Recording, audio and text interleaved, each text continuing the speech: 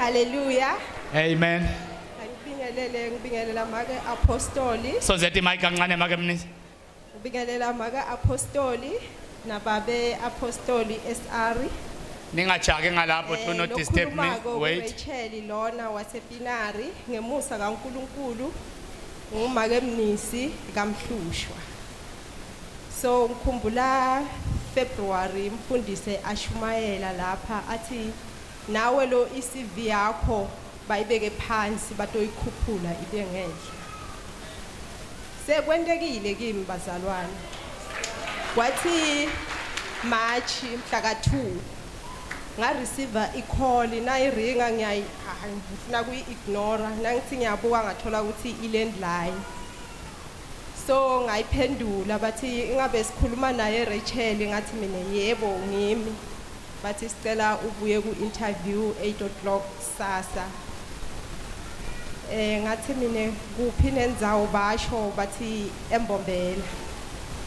So ngalawo magama ngavuka ekseni ngatatatela vela nami ngaya ku-interview.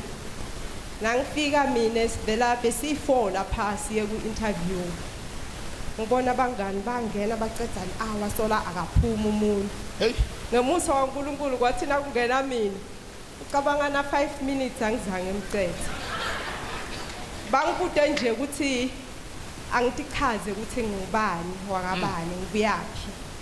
Ngabe sengiyasho ithi le manager kimi ingabe uyakholwa yini ngathi yebo.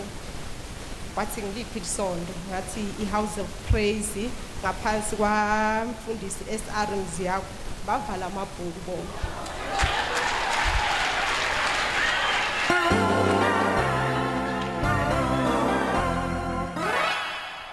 Sena bawavalile amabhuku ngalelo langa bathi siyakutraina kusasa sicela ubuye emsebenzini. So ngalosini ngisayinile i-contract. Ngiyabonga apostoli. So yasebenza makwa. Ngithi nakuwe makwenteke. Nakafakaza na utawufakaza.